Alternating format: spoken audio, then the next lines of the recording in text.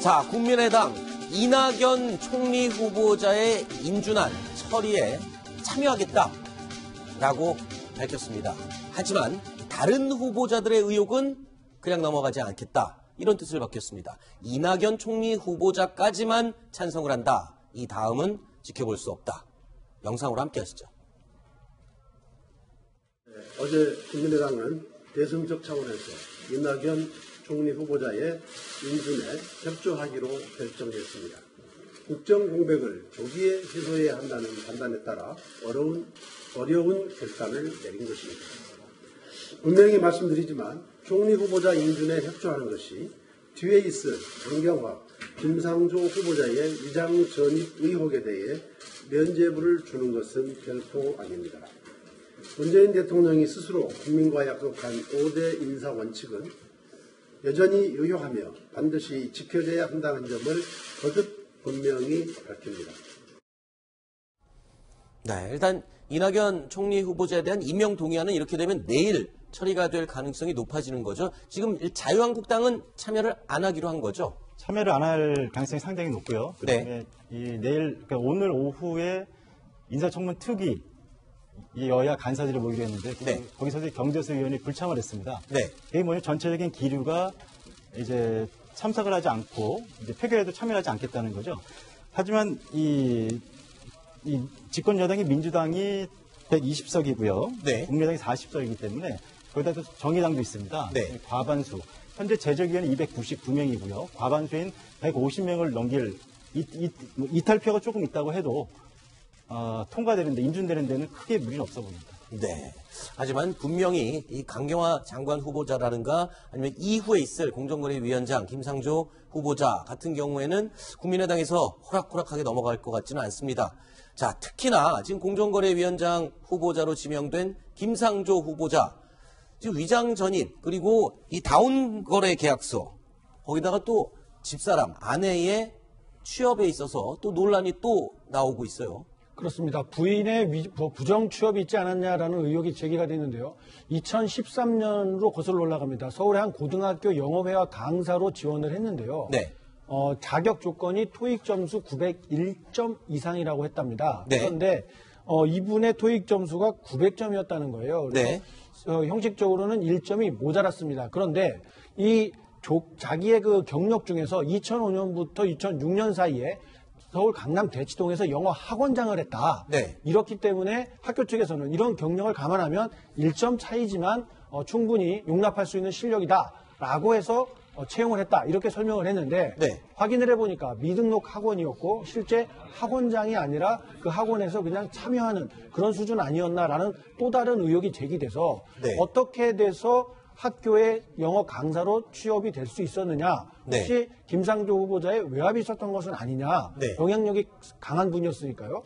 이런 논란이 다시 또 제기되고 있는 겁니다. 뿐만 아니라 지금 저희가 표로 보여드리고 있는데요. 그러니까 이 공립고등학교에서 이 강사로 채용할 때 모집 기간이 끝난 다음에 지원을 해서 뽑힌 이 부분도 또 의혹으로 지적이 되고 있죠. 근데 이런 그 부분에 대해서는 날짜는 지났지만 지원자가 한 명도 없었기 때문에 단독이었기 때문에 경쟁자가 없는 상황이어서 사람은 필요했고 그래서 합격을 시킬 수 있었다라는 해명은 어느 정도 설득력이 있어 보입니다. 하지만 미등록 학원인데도 불구하고 내가 영어 학원장 그리고 대치동에서 했다 이런 점을 내세워서 합격을 했다. 그리고 엄밀히 말하면 어쨌든 토익 점수 기준에 미달하는 지원자였는데 합격을 했다. 학교 측에서 좀 더 명쾌한 해명을 내놔야 국민들이 좀 납득을 할 수 있을 것 같습니다. 그리고 또 부동산 거래 관련해서도 의혹이 계속 나오고 있는데 정리를 좀 해주시죠. 팔고 살 때 모두 지금 의혹이 드러난 거죠? 네, 그렇죠. 소위 다운계약서인데요. 이 1999년도죠.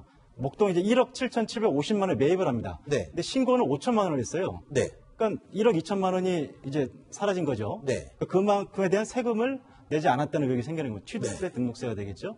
그다음에 이제 이게 또 대파입니다. 사실 2005년도 당시 시가가 3억 5천, 3억 9천입니다.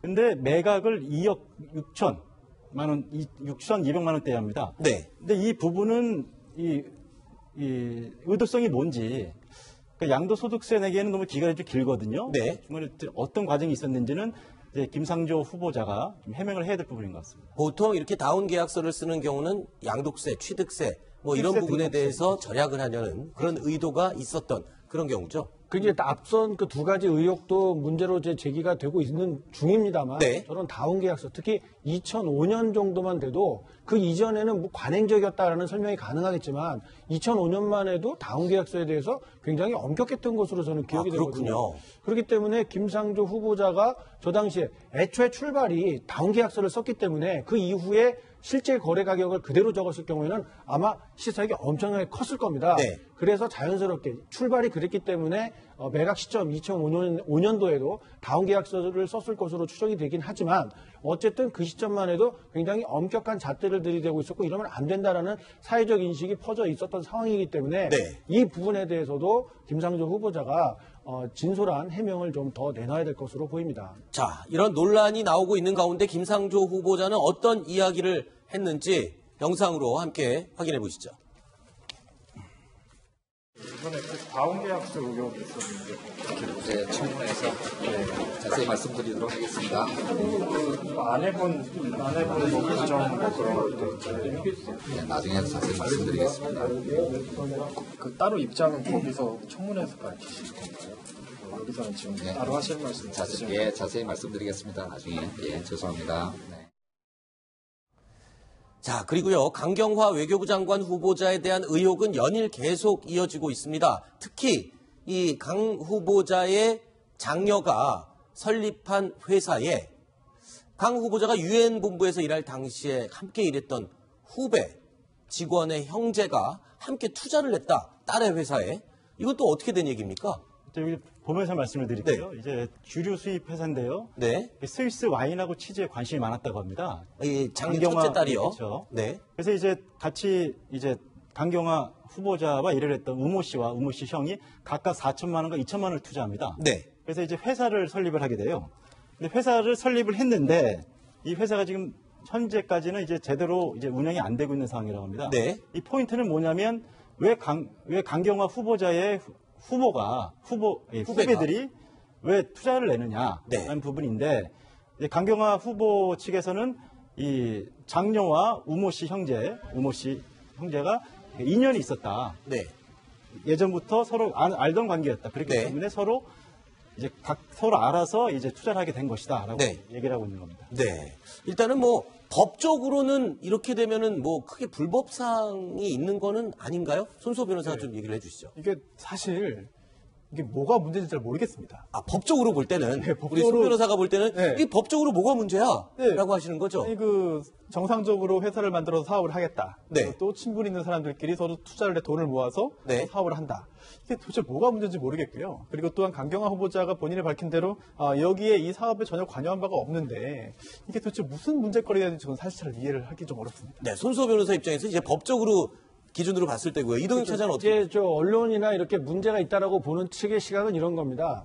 그 다른 사람도 아니고 그 내 부하들이 내 딸의 회사에 투자를 했다. 네. 그리고 그 딸은 많이 알려진 것처럼 미국 국적입니다. 네. 그리고 한국에 대해서 잘 모른다고 추정을 할 수 있는 사람인데 한국에다가 법인을 세워서 어떤 창고를 만들어서 수입 사업을 하겠다. 네. 그런데 그 순전히 그 내가 잘 알던 그 딸, 그 사람의 능력을 보고 투자했을 가능성 배제할 수는 없습니다만 네. 한국에 어느 정도 영향력을 갖고 있는 그 강경화 씨 후보자를 보고 이렇게 투자를 했거나 돈을 빌려주거나 네. 이런 것들이 아니냐. 네. 그런 의혹에 대해 있으니 해명을 해봐라. 이런 네. 그 강력한 그 질문을 던지고 있는 겁니다. 네.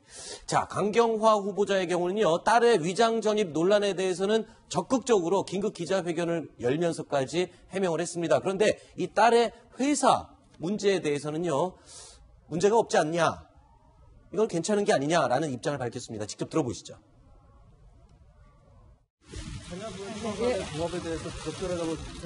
전혀 부적절하다고 생각 안 하고 있습니다. 본인의 의사에 따라서 본인이 하고 싶은 것을 하는 거를 전 엄마로서 막을 이유가 없었습니다. 네, 감사합니다. 대장전이 친척집으로 해명하시고 바로 잡지 않으신 이유가 있나요? 예, 제가 친척집이라고 한 얘기는 저희 남편이 처음 얘기한 얘기인데 어제 해명 드렸습니다. 네, 감사합니다. 제가 지금 이 두 번의 기자회견, 기자들과의 인터뷰 중에서 귀에 딱 공통적으로 들린 말이 있습니다. 엄마로서라는 말이 들리는데요. 위장전입 논란에 대해서도 엄마로서 딸에게 해줄 수 있는 일을 생각 없이 했다. 뭐 이렇게 얘기를 했었는데 이번 회사 문제에 대해서도 엄마로서라는 말을 어김없이 하게 되네요. 어떻게 보십니까? 예, 뭐 개인적인 감정이 좀 섞여 있는 발언이라고 좀 해석이 될 수 있는 대목인데요. 어쨌든 중요한, 뭐 다른 장관 자리도 중요합니다만 지금처럼 북한과의 관계가 굉장히 냉철하게 판단해야 될 시점인데 외교부 장관에게 위장전입이나 저런 그 딸과에 대한 이런 문제를만 가지고 계속해서 물어보는 이 현실이 좀 안타깝고 이런 거 빨리 논란을 종식시키고 네. 북한과 어떻게 하고 세계적인 외교, 미국과 어떻게 풀어나갈 것인지 이런 정책적인 비전을 좀 더 많이 들었으면 합니다. 네. 뭐 어떻든 간에 지금 이 상황을 보면요. 후보자들, 이 국무위원회 후보자들이 위장전입 또 뭐 다운 계약서 여러 가지 의혹들이 마구마구 계속 따라 나오고 있잖아요. 이거는 청와대에서 인사검증 자체가 초기부터 잘못된 게 아니냐라는 비판에서 자유로울 수는 없을 것 같습니다.